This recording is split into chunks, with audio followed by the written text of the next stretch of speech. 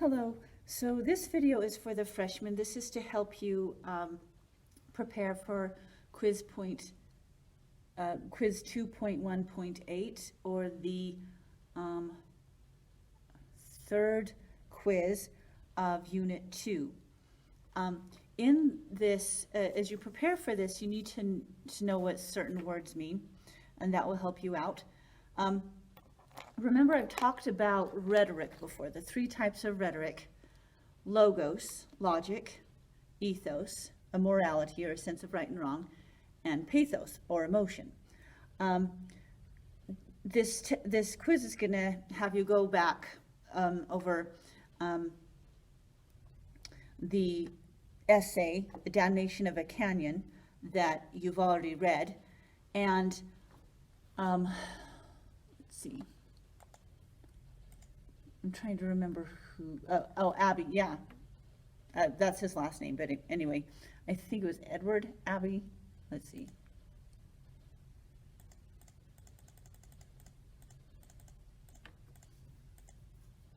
Oh yeah, Edward Abbey. Okay, I had it right. And he uses in his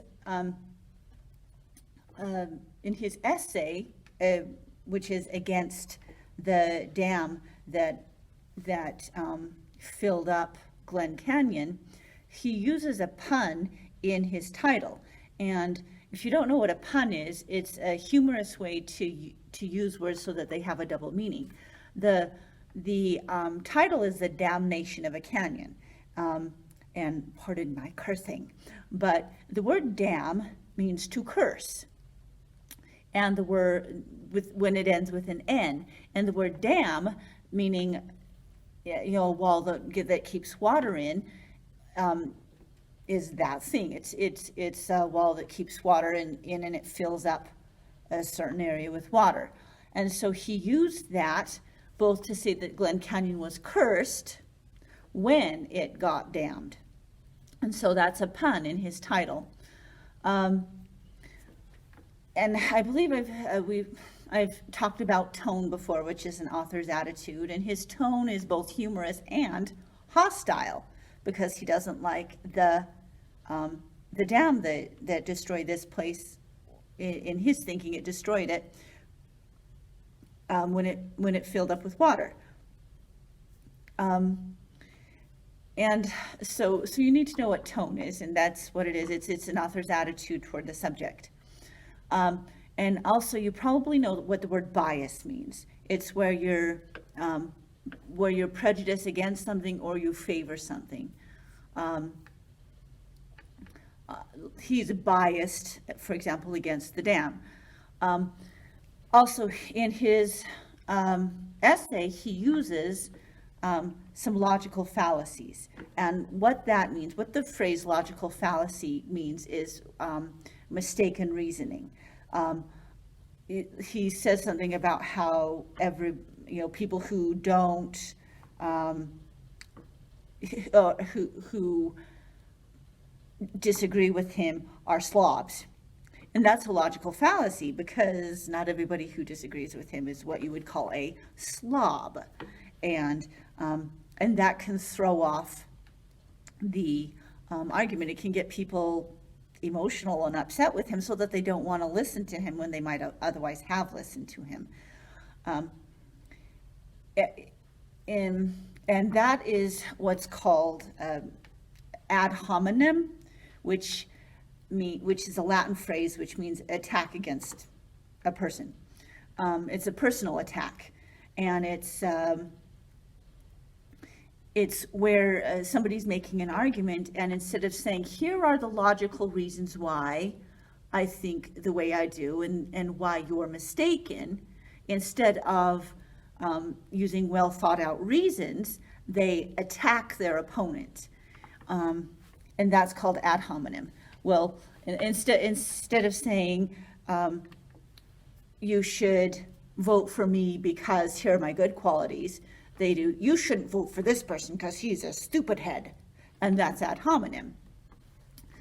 Also, you need to remember denotative words that's the literal meaning of the word. Like the word smell means either if it's a noun, it's a scent you can pick up with your nose. If it's a verb, it's what you do with your nose. I smell something. The denotation of smell is literally to pick up a scent. But connotative, the connotative meaning of a word is a word's suggested meaning. Now, the word, both stench and aroma both literally mean smell. But so the denotation of those words is smell. But the connotation of the word stench and the word aroma have completely different connotative meanings. Like stench means stink, a bad smell, and aroma means a sweet scent, a good smell. And so you need to know the difference between connotative and denotative. Denotative is literal meaning. Connotative is the implied meaning, the word suggested meaning.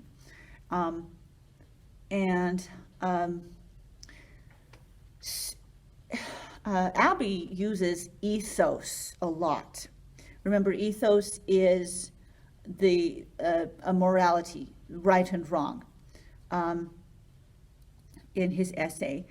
Be looking for that. He also uses the other two, I believe, logos and pathos, but I think he relies more on the ethics, the right and wrong, the wrongness of this dam being there. And be looking for that. And hopefully that will help you with your third quiz of Unit 2, which is 2.1.8. And this is for the freshmen.